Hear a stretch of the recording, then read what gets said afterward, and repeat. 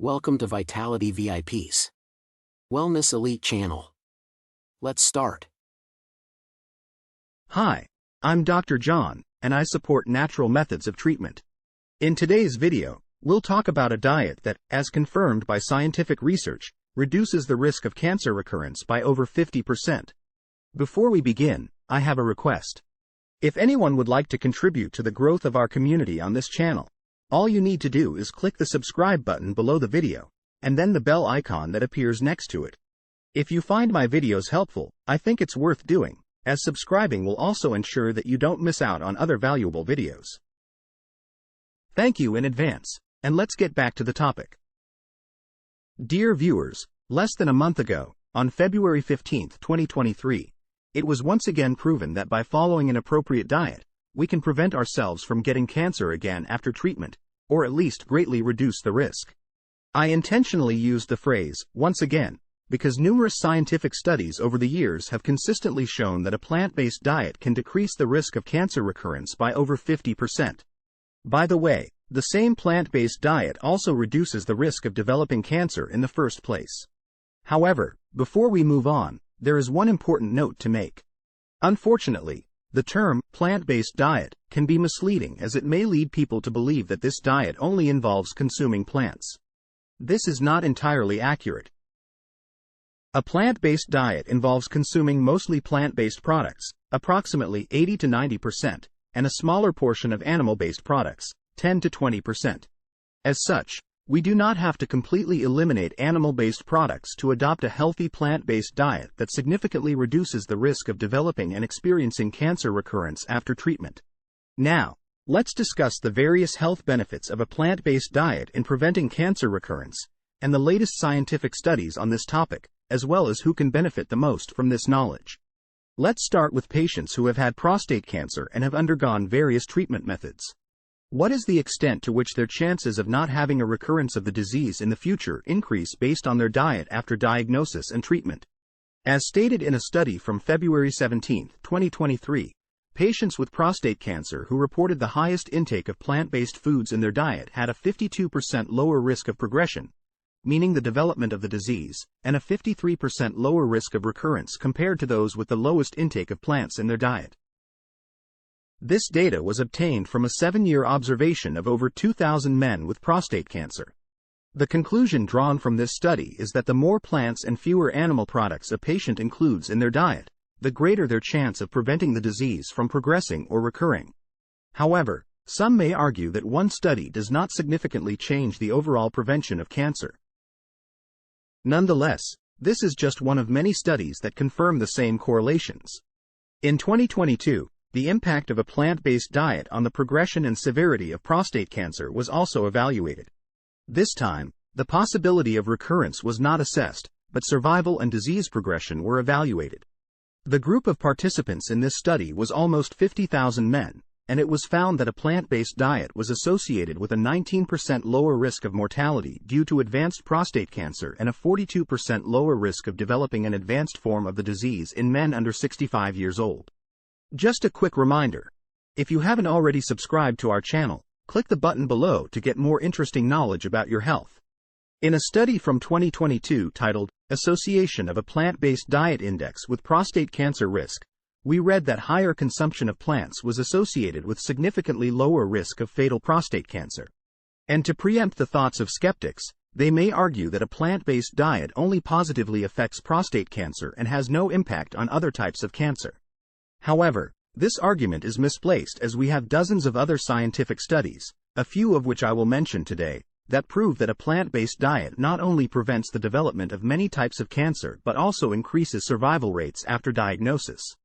The best example is breast cancer. So let's discuss the impact of a plant-based diet on breast cancer prevention and survival after diagnosis. It turns out that not long ago, in 2021, a clinical trial was conducted among women to estimate the risk of breast cancer development based on the diet they follow. The idea was to see if a plant-based diet could reduce the risk of cancer.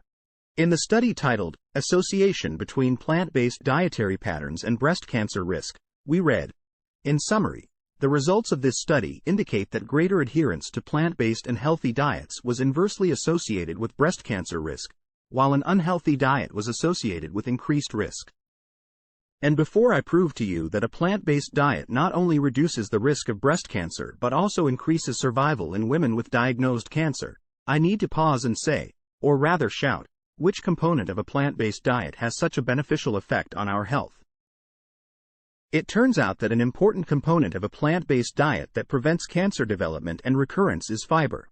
Fiber, which some people seem to be actively fighting against, is converted by bacteria in our intestines into many substances with anti-cancer properties, including short-chain fatty acids.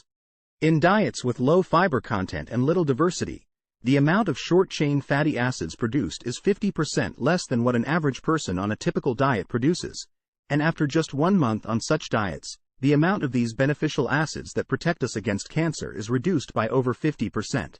This knowledge comes from research, such as a 2021 study titled, 1 month of classic therapeutic ketogenic diet reduces short-chain fatty acid production in patients with epilepsy, which showed a significant reduction in short-chain fatty acid levels after a ketogenic diet.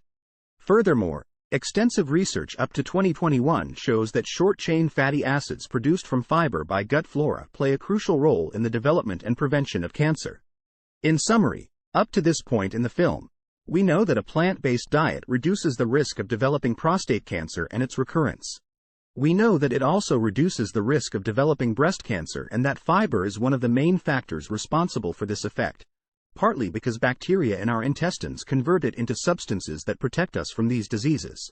And since we already know all of this, let's answer the question, does a plant-based diet increase survival among women already diagnosed with breast cancer?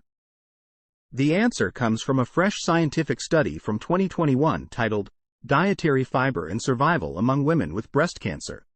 As established in this study, higher dietary fiber intake may improve survival in patients with breast cancer.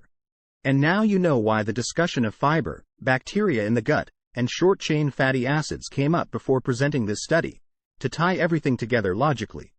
Ladies and gentlemen, I could cite more scientific studies confirming these same relationships, such as how a plant-based diet reduces the risk of colon cancer and also increases survival in this disease, but I won't do it unnecessarily to avoid lengthening this segment. However, what is more important to me than citing more and more studies is to make you aware that the knowledge presented here not only holds up in scientific and clinical studies but also in practice. What exactly do I mean? Well, dear viewers, I have already had several episodes on my channel regarding a plant-based diet. However, in one of them, I talked about a community, specifically the Seventh-day Adventists, who live in large groups in one place, which makes it easier to study them, for example, in the city of Loma Linda.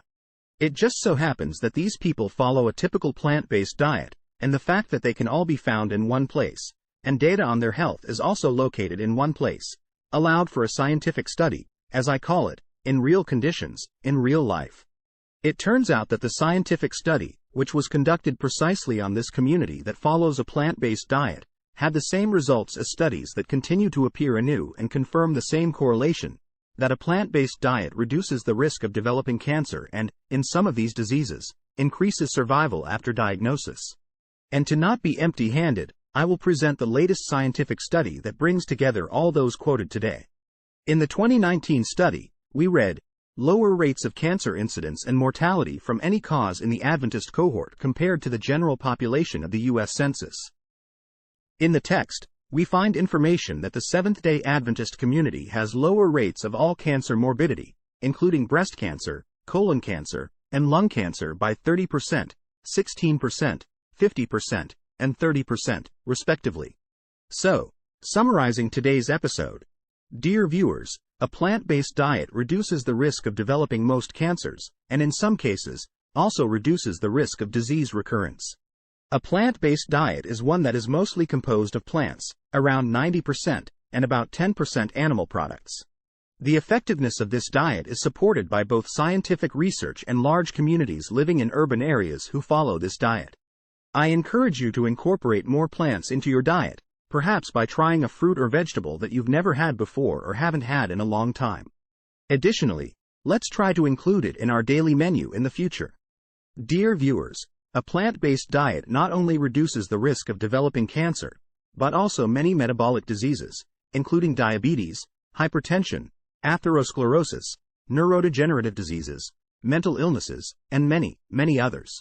If you're interested, there will be more episodes on this topic, including practical ones from the studio, which I have recently neglected. Please share your thoughts in the comments. That's all from me for today. Thank you for your attention. Don't forget to subscribe to our channel for more exciting information about your health. See you in the next video.